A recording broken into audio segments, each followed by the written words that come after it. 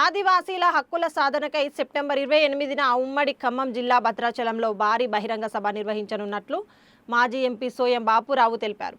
ఆదివాసీ 9 తెగల రాష్ట్ర స్థాయి మేధో మదనం కార్యక్రమాన్ని ఉస్మానియా యూనివర్సిటీలోని గెస్ట్ హౌస్లో నిర్వహించారు. బహిరంగ సభకు సంబంధించిన పోస్టర్ను ఆవిష్కరించారు.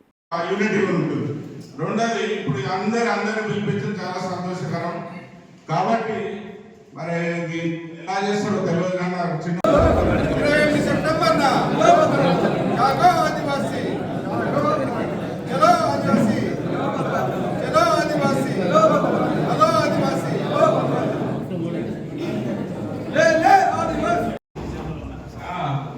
అంటే ఎందుకు చెప్తున్నామంటే అప్పుడు చదివే ఇంతకుముందు అబ్బాయి మాట్లాడినంటే ఫస్ట్ బేసికల్లీ మన భారత రాజ్యాంగంలో 5వ షెడ్యూల్లో తీసుకుంటూ ఒక జేఏసీ ఏర్పాటు చేసి నేనే నువ్వే అని కాకుండా ఒక కమిటీ టైప్ వేసి పాంప్లెట్ తీసుకుంటూ కింది వరకు పోతూ కాలేజీలు యూనివర్సిటీస్ అన్నిటి కూడా విద్యాభివందనాలు.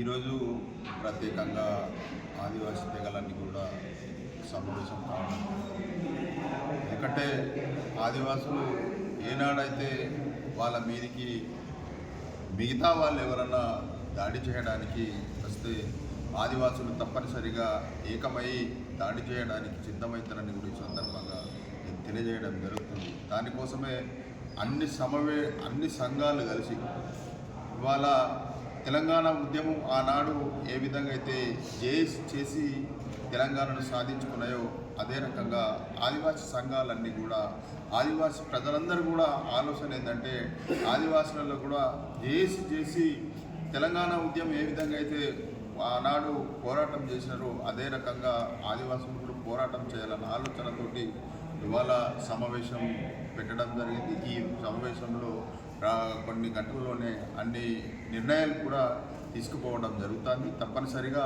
శాంతియుతంగా మేము పోరాటం చేయడం జరుగుతుందని కూడా ఈ సందర్భంగా నేను తెలియజేయడం జరుగుతుంది. ప్రజానికానందరికీ, ఆదివాసీ ప్రజానికానికి, అదేవిధంగా మిగతా తెలంగాణ రాష్ట్రం సంబంధించిన, అదేవిధంగా దేశానికి సంబంధించిన ప్రజలకు కూడా మమ్ములను లంబాడి సోదరులు ఏదో మమ్ములను కావాలని వీళ్ళు ఎస్టీ జాబితాను తీసేయాలని అంటున్నారు అనే మా మీద ఆరోపణలు చేస్తున్నారు. అంటే వాస్తవంగా కొన్ని చెప్పక తప్పలేదు. ఇవాళ దేశంలో మణిపూర్లో ఏదైతే సంఘటనలు పోరాటం జరిగింది, ఆ పోరాటంలో మైతీలకు కుకీలకు పోరాటం చేయడం జరిగింది. అక్కడి ప్రభుత్వము మరి అక్కడ నాయకులు ఒత్తిడి వలన అక్కడ రాష్ట్ర ప్రభుత్వం అక్కడి హైకోర్టు ఏం చేసిందంటే సుప్రీంకోర్టుకు మైతీలను ఎస్టీల్లో చేర్చాలని సుప్రీంకోర్టుకు పంపడం జరిగింది. సుప్రీంకోర్టు పంపిన తర్వాత సుప్రీంకోర్టు స్పష్టంగా చెప్పడం జరిగింది, వీళ్ళు ఆర్టికల్ 342 ప్రకారం లేరు కాబట్టి వీళ్ళను ఎట్టి పరిస్థితుల్లో కూడా ఎస్టీ జాబితాలో చేర్చలేము అని చెప్పడం జరిగింది. ఈ ఉదాహరణ ఎందుకు చెప్తున్నామంటే మన తెలంగాణ రాష్ట్రంలో కూడా ఆర్టికల్ 342 ప్రకారం వాళ్ళు లేరు కాబట్టి చెప్పడం జరుగుతుంది. ఇదే కాకుండా మహారాష్ట్రలో మున్నూరు కాపులు వాళ్ళను కూడా అక్కడి సుప్రీంకోర్టు మరి మహారాష్ట్ర ఆదివాసులు సుప్రీంకోర్టులో పోతే అక్కడ సుప్రీంకోర్టు కూడా మున్నూరు వాళ్ళను కూడా వీళ్ళు ఎస్టీలు కాదు అని తీర్పు చెప్పడం జరిగింది. కాబట్టి మేము రాజ్యాంగానికి కట్టుబడి ఉంటూ సుప్రీంకోర్టు మాకు న్యాయం చేస్తుందన్న విలువలతోటి పోతున్నాం తప్ప మేము లంబాడి సోదరులు ఎక్కడ కూడా రెచ్చగొట్టడం లేదు.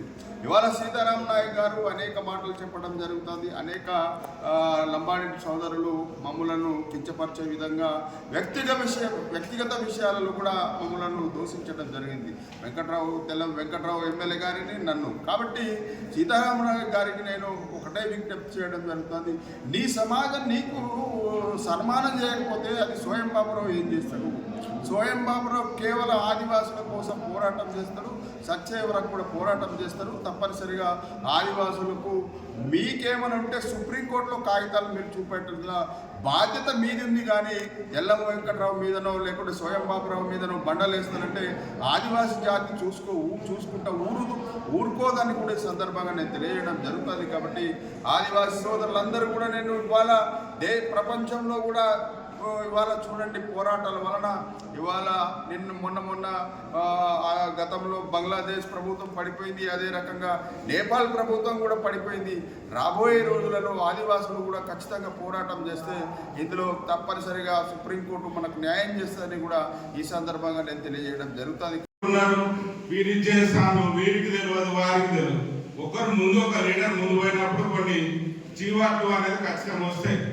మన ఎక్కడో అక్కడ మనం ఖండించాలి. మీరు కల్పనే లేదా బాబు అనేది ఫస్ట్ రావాలి. అది లేదు.